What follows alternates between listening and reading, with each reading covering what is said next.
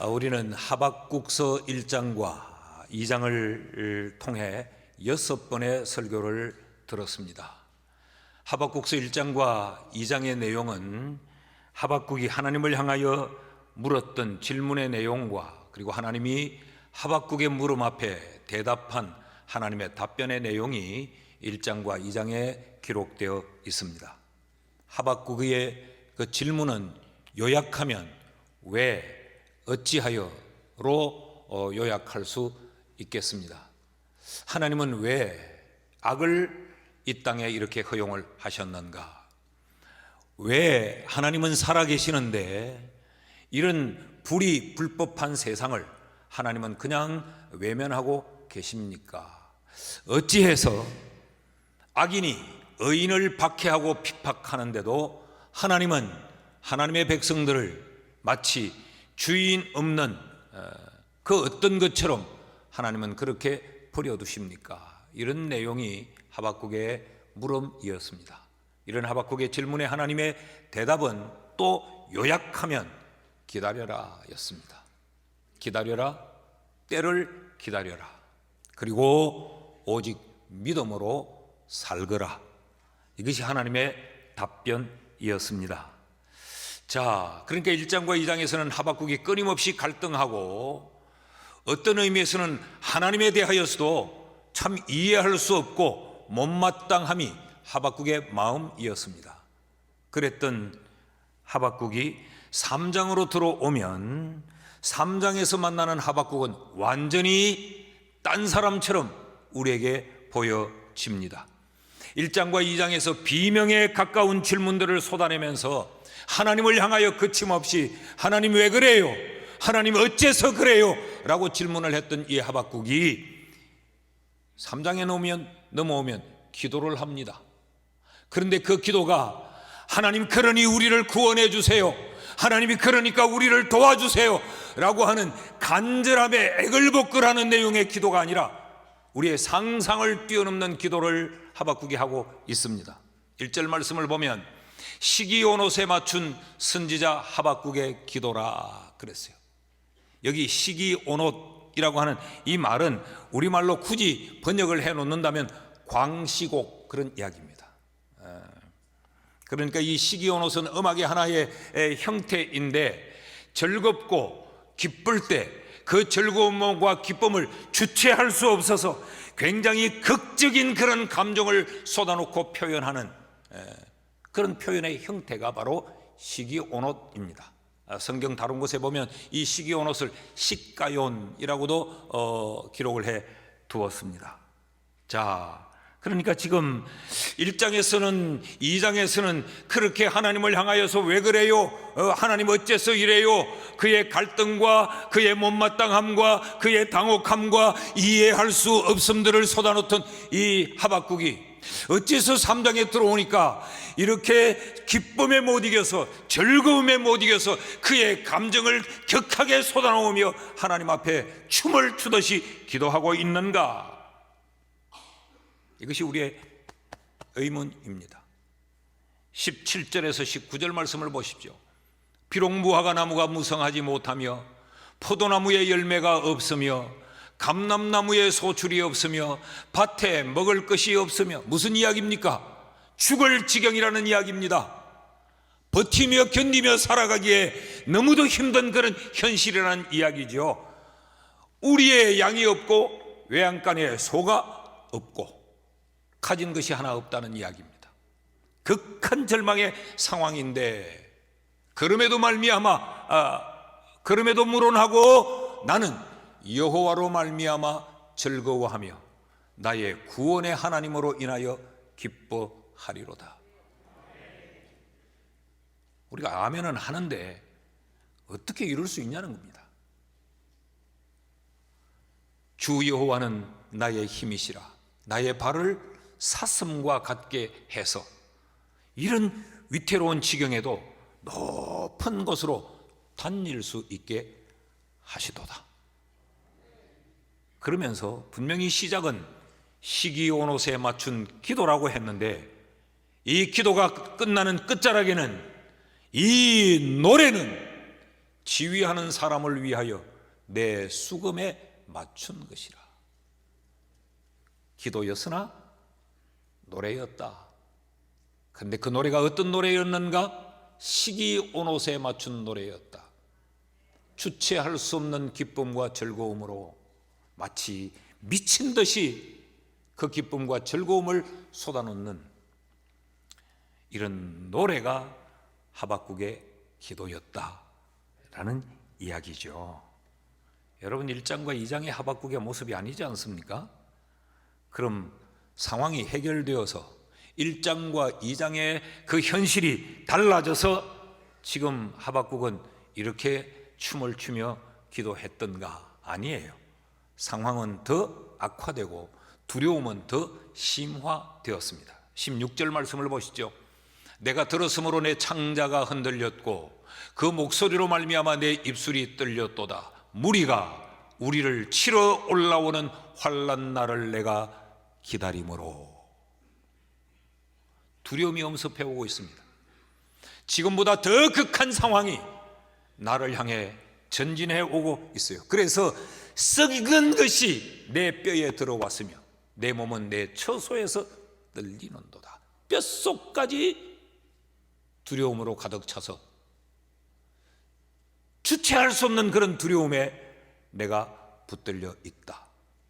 그런데 나는 시기온옷에 맞춘 기도를 춤을 추며 노래처럼 나는 쏟아놓고 있다. 여기서 우리는 또 하나의 질문을 던져 보십시다. 어떻게 그럴 수 있었는가? 무엇이 1장과 2장에서 하박국을 3장에서의 이런 하박국으로 바꿔 놓았는가? 이것이 오늘 설교의 초점입니다. 여러분, 우리도 2025년을 한 해 동안 힘들게 살아왔습니다.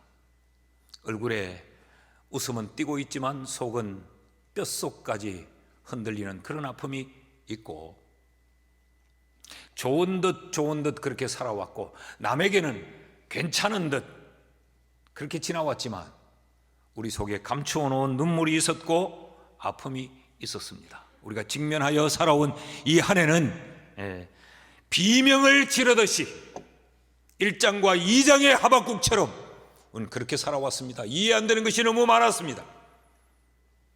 하나님 앞에 대놓고 말할 수 없어서 그랬지 하나님이 원망스러울 때도 참 많았습니다. 그런데 하박국에게 3장이 있었다고 하면 여러분, 우리도 새해에는 춤을 추며 기뻐하며 시기온옷의 기도를 드리며 살아갈 수가 있지 않겠습니까? 그래서 오늘 이 말씀에 우리는 귀를 기울여야 합니다. 하박국이 우리에게 무엇을 가르치는가? 우리로 하여금 어떻게 살라고 말을 하는가? 오늘도 어김없이 세 가지를 말씀드리려고 합니다. 그 첫째는 하박국이 우리에게 너희와 함께 계시는 하나님의 임재를 확신하며 살아라 라고 말합니다. 자, 하박국의 기도의 시작을 봅시다. 2절 말씀을 보면 여호와여 내가 주께 대한 소문을 듣고 놀랐나이다.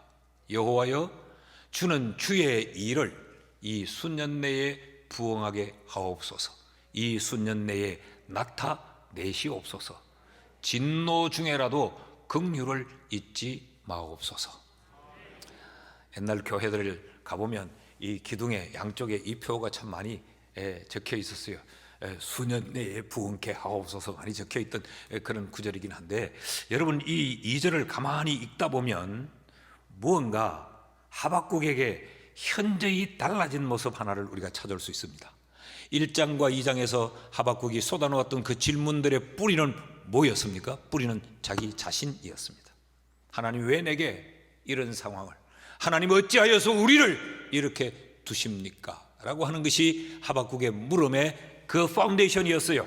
그런데 갑자기 3장에 와서 하박국이 기도할 때는 주의 일을 언급하고 있습니다.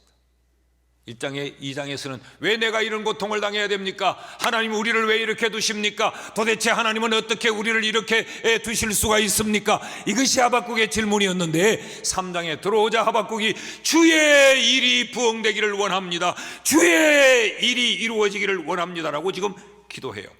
나 중심에서 주의 나라 중심으로 내 입장에서 하나님의 입장으로 그의 생각과 그의 삶의 태도와 자세가 완전히 달라지고 있습니다. 왜 이렇게 되었을까? 무엇이 하박국을 이렇게 바꾸어 놓았는가? 그는 1장과 2장에서 하나님께 묻고 하나님께 답을 들으면서 그는 깨달음이 있었기 때문에 그래요. 어떤 깨달음이 있었는가? 2장 20절 말씀을 보시면 오직 여호와는 그 성전에 계시니 온 땅은 그 앞에서 잠잠할지니라. 하나님은 계시지 않는 듯 했습니다. 하나님은 침묵하고 계셔서 하나님은 우리를 외면하고 계신다고 생각했어요. 하나님은 우리를 버린 것 같이 여겨졌습니다. 그런데 하나님이 말씀하시기를 나는 성전에 있다. 나는 여전히 너희와 함께 있다. 나는 너희를 떠난 적도 없고 버린 적도 없고 나는 그때나 지금이나 여전히 나는 성전에 있다. 그러므로 너희는 내 앞에서 잠잠히 나를 기다리게만 해라. 이것이 하나님의 답변이었죠. 하박국은 깨달았습니다. 아하, 하나님은 여전히 우리 가운데 임재해 계시는구나. 그러니까 이 하나님의 말씀이 하박국이 이해가 되어집니다. 1장으로 다시 돌아갑니다. 1장 5절에서 하박국이 뭐라고 말하느냐? 하나님이 뭐라고 말하느냐? 여호와께서 이르시되 너희는 여러 나라를 보고 또 보고 놀라고 또 놀라게 될 거다. 너희의 생전에 내가 한 가지 일을 행할 것이라. 누가 너희에게 말해도 너희들은 믿지도 못할 거야. 아하, 하나님은 우리와 함께 계셨기에 우리는 침묵하고 계시고 하나님이 외면하고 계시는 줄 알았는데 하나님이 우리 속에 계시면서 조용히 일하고 계셨구나. 내가 너희를 위해 한 가지 일을 준비하고 있다. 이 일이 때가 되면 너희의 생전에 너희가 눈으로 볼 수 있는 현실로 너희 앞에 이루어지게 될 거다. 이제 이런 그림들이 막 끼어지는 겁니다. 아, 우리 가운데 하나님이 임재하 계셨구나. 그렇다면 그 하나님이 침묵하시면 외면하심이 아니라 조용히 일하고 계셨음이로구나. 그래서 그 일의 때가 언제냐? 2장 3절 말씀으로 다시 돌아가 보면 이 묵시는 정한 때가 있나니 그 종말이 속히 이르겠고 결코 거짓되지 아니하리라. 비록 더딜지라도 기다리라. 지체되지 않고 반드시 응하리라. 무엇 때문에? 우리 가운데 오셔서 우리와 함께 계시는 임재하시는 그 하나님 때문에, 그 하나님이 조용히 일하심 때문에 그때는 반드시 우리 앞에 온다. 그때가 되어 우리가 하나님의 일하심을 목도하게 될 때 그 상황은 어떠한가? 2장 14절로 다시 돌아갈까요? 이는 물이 바다를 덮음같이 여호와의 영광을 인정하는 것이 세상에 가득함이니라. 물이 온 천하를 잠그는 것처럼 그날에는 여호와의 일하심의 그 마지막 끝에는 조용히 일하시는 그 하나님의 일하심의 결과는, 너희와 함께 계시는 그 하나님의 일하심의 그 결과는 온 천하가 여호와의 영광을 인정하게 될 수밖에 없는 결과로 너희 앞에 주어질 것이다. 여러분, 그렇다면 오늘 상황이 어떻든지 간에, 오늘 현실이 어떻든지 간에 우리가 기쁨과 환희로 춤추며 기도할 수 있지 않겠습니까? 믿으시면 아멘. 네. 그러므로 2026년을 3일 뒤면 우리가 이제 2026년을 맞이해요. 여러분은 살던 그 집에 살 겁니다. 그럼에도 불구하고 우리가 하나 달라질 수 있는 것은 우리와 함께 계시는 여호와의 임재하심을 우리가 확신하면 우리가 달라집니다. 절망에서 희망으로 달라지고 포기에서 기대로 우리가 달라지게 되는 것입니다. 왜 그럴까요? 하박국의 하나님이 우리의 하나님이기 때문에 그렇습니다. 히브리서 13장 8절을 같이 읽어봅시다. 다 같이 시작. 예수 그리스도는 어제나 오늘이나 영원토록 동일하시니라. 이 말은 하나님의 불변하심을 우리에게 가르칩니다. 하나님의 존재는 변하지 않아요. 하박국 때의 그 하나님은 지금도 동일하신 하나님으로 변하지 않으신 하나님이십니다. 동시에 동일하신 이 하나님은 그때의 일하심이 지금도 동일하게 일하신다는 거예요. 하나님의 일하심의 방법이 변하지 않아요. 하나님의 백성들을 대하심이 바뀌지 않아요. 하나님의 백성들 앞에 내놓을 하나님의 일하심의 결과가 바뀌지 아니합니다. 그러므로 여러분, 내가 25년 이 한 해를 임재하시는 하나님을 확신하며 살았는지를 한번 돌아보십시오. 하나님은 나와 함께 계시는데도 우리는 하나님이 없음처럼 내 재주와 내 재능과 세상을 살아가는 내 세상의 처세술로 사람의 비위를 맞추며 나의 꾀로 이 세상을 그렇게 넘어 여기에 오지 않았습니까? 하나님은 25년 이 마지막 주일에 넌 어떻게 살았니? 나는 너와 함께 있는데, 나는 여전히 성전에 있었는데 너는 나를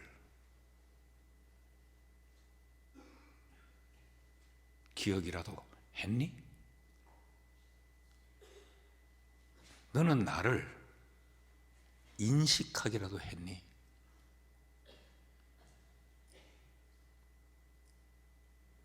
그 하나님의 물음 앞에 대답할 수 있어야 됩니다. 그리고 새롭게 맞이할 26년을 어떻게 살 것인지를 이 말씀을 붙들고 새롭게 결단해야 합니다. 둘째로, 하박국은 우리에게 어떻게 살라고 말하는가? 우리와 함께 계시는 임재하시는 그 하나님이 전능하신 하나님이라는 사실을 확신하며 살아라 라고 말합니다. 여러분, 3절부터는 우리가 읽지는 않았지만 이 3절부터는 지나간 날 이스라엘 역사 속에서 하나님이 어떻게 일하셨는가를 소개하면서 그 하나님의 전능하심을 지금 회상하고 있습니다. 분명한 역사에 근거해서 막연하게 그저 최면을 걸듯이 하나님은 전능해, 하나님은 전능해, 하나님은 전능해 그렇게 말하지 않았고, 역사 속에서 하나님의 그 전능하심이 어떻게 나타났는가를 들추어내면서 그것을 회상해요. 4절과 5절 말씀을 볼까요? 그의 광명이 햇빛 같고 광선이 그의 손에서 나오니, 이게 다 은유적인 표현이에요. 그의 권능이 그 속에 감추어져 있었도다. 그런데 감추어진 듯한 그의 권능이 나타나 역병이 그 앞에서 행하며 불덩이가 그의 발밑에서 나오는도다. 이건 애굽 땅에서 하나님이 행했던 기적을 이야기합니다. 여러분, 하나님이 애굽 땅에서 그 하나님의 백성들을 보존하여 출애굽할 때에 이 말씀대로 행하셨던 거예요. 그들 앞에 하나님의 전능하심을 행사해 역병을 퍼뜨리고 초태생을 죽이고, 마치 여호와의 발밑에서 불이 나오는 것처럼 애굽의 군대를 두려워 떨게 만들고, 그 절대 권력을 가졌던 그 바로가 모세와 이스라엘 백성 앞에 굴복하게 한 그때의 그 일을 지금 회상하는 겁니다. 그 하나님은 어떤 하나님이냐? 인간이 상상할 수 없는 전능하신 하나님이었다. 8절 말씀도 보실까요? 여호와여, 주께서 말을 타시며 구원의 병거를 모시오니, 병거를 다 좌지우지하고 운전한다 그런 이야기. 병거를 모시오니 강들을 분히 여기심이니까 강들을 노여워하심이니까 바다를 향하여 성내심이니까 이것도 굉장히 은유적이고 반어법이에요. 뭘 지금 말하고 있는가 하면 이 홍해 바다를 가르시고 이스라엘 백성들을 구원해내는 그 장면을 이렇게 묘사한 겁니다. 이런 이야기죠. 하나님이 성질났습니까? 바다를 그냥 하나님이 막 두들겨 패서 갈라버리네요. 그런 이야기. 누가 바다를 두들겨 펼 자가 어디 있으며 애굽의 군대와 그 마병을 누가 조정하고 움직일 수가 있습니까? 근데 하나님은 바다를 두들겨 패 강을 가르시고 추격해오는 애굽의 군대를 홍해 바다에 다 쓸어넣어 그들을 수장시켜버립니다. 이 하나님을 기억시키면서 인간이 할 수 없는 일, 그 일을 행하신 그 하나님은 전능하신 하나님이다. 이걸 기억하는 겁니다. 그러니까 하박국이 횟가닥 돌아버리는 겁니다. 1장과 2장에서 그렇게 비명을 질렀던 하박국이 춤을 추면서 11절도 보세요. 날아가는 주의 화살의 빛과 번쩍이는 주의 창의 광채로 말미암아 해와 달이 그 처소에 멈추었나이다. 기억하십니까? 아얄론 골짜기에 달아 머물러라 그랬더니 그 달이 그 골짜기에 딱 멈춰 있습니다. 하늘의 해와 달을 주관하셔서 멈추게 하셨던 하나님, 그 표현을 여기 이렇게 해서 화살을 탁 쏘가지고 그 달을 팍 꽂아서 하늘 벽에 딱 고정을 시켜놔버렸다. 이 표현입니다. 태양에게 창을 던져서 그 태양을 하늘에 팍 꽂아매서 해가 지지 않도록. 이분이 누구냐? 하나님이라는 거죠. 이런 전능하신 하나님을 떠올리자 하박국이 달라져 버렸습니다. 시기온옷에 맞춘 기도를 드리는 거예요. 1장과 2장에서 그 하나님을 향한 질문이 기도였다면 그는 비탄에 빠져서 부정적이고 신음하고 탄식하며 그런 기도를 드렸는데 전능하신 하나님을 기억하자 춤을 추면서 기도합니다. 좋아서 흥분이 돼서 어쩔 줄 몰라 기도하는 거죠. 여러분, 역사는 전능하신 하나님을 증명하는 정명의 기록입니다.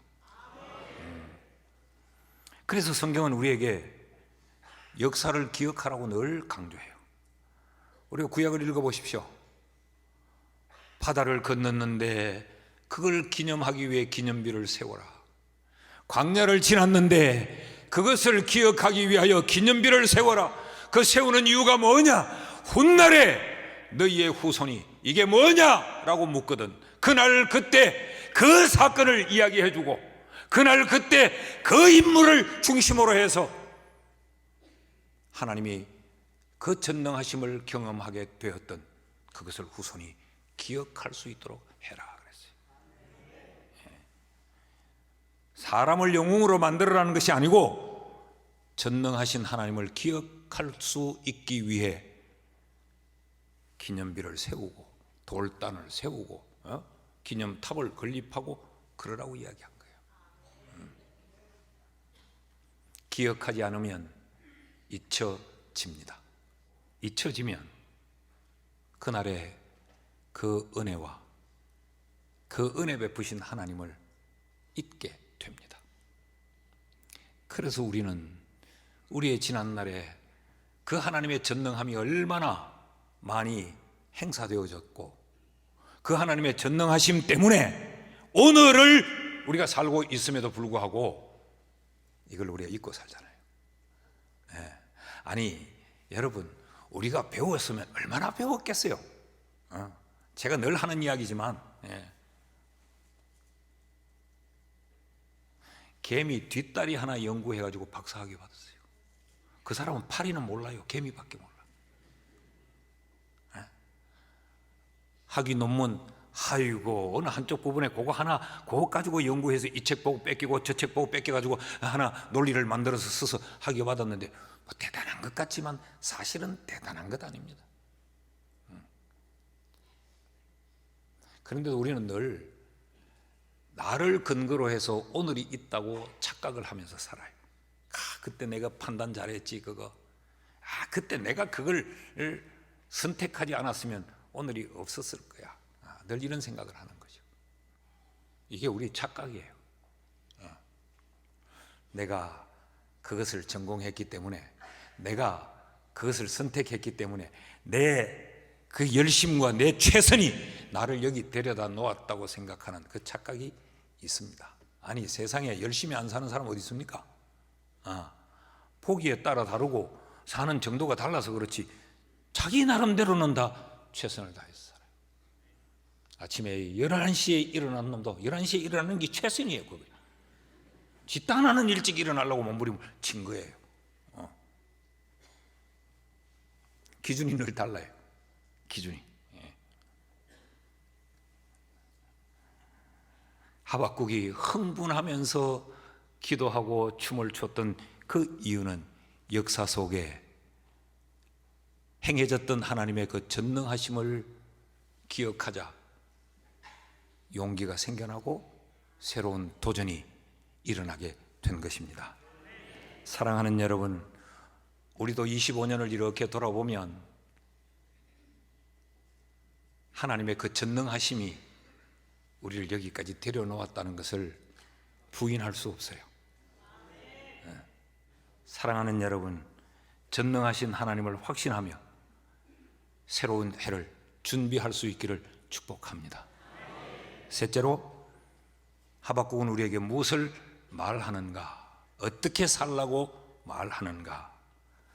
함께 하시는, 임재하시는 하나님을 확신하고 함께 하시는 그 하나님은 전능하신 하나님이라는 사실을 확신하며 그 전능하신 하나님은 한 번도 우리를 실망시키지 않는 모든 성경의 약속을 다 이루시는 신실하신 하나님이신 것을 확신해라. 이 하박국이 가르치는 세 번째 가르침이에요. 12절에서 15절까지의 내용을 읽어보시면 이스라엘 역사에서 아브라함과 이삭과 야곱에게 하셨던 그 약속을 하나님이 신실하게 지켜주셨다는 것을 언급하고 있어요. 자, 하박국이 이것을 이제 기억합니다. 야, 하나님은 한 번도 그 약속을 어기신 적이 없구나. 지나오고 보니까 다 하나님이 약속한 대로 다 이루셨구나. 그렇다면 하나님은 지금 침묵하듯 조용히 일하고 계시는 그 일하심도 반드시 이루어질 것이고, 물이 바다 덮음같이 여호와의 영광이 온 세계에 충만할 그것도 반드시 성경이 말씀하신 그대로 우리 앞에 실현될 것이구나. 그래서 지금 이 하박국은 시기온옷에 맞춘 기도를 드리고 있는 겁니다. 자, 이런 하나님의 신실하심을 기억하니까 극심한 그 환난과 고통 속에서도 두려워 떨고 있던 이 하박국이 열매도 없고 소출도 없고 죽을 것 같은 그 지경에서도 나는 여호와로 인하여 즐거워한다 라고 말하는 거죠. 하나님 한 번도 나를 실망시킨 적 없으시고 언제나 공평과 은혜로 나를 지키셨네. 후렴은 어떻게 돼요? 오 신실하신 주, 오 신실하신 주, 내 너를 떠나지도 않으리라, 내 너를 버리지도 않으리라. 야 약속하셨던 주님, 그 약속을 지키사 이후로도 영원토록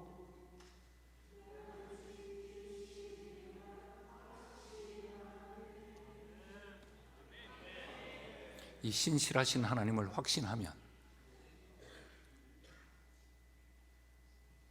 세상을 버텨낼 수 있고 이겨낼 수 있습니다. 우리 3장 18절 말씀을 같이 한번 읽어봅시다. 다 같이 시작.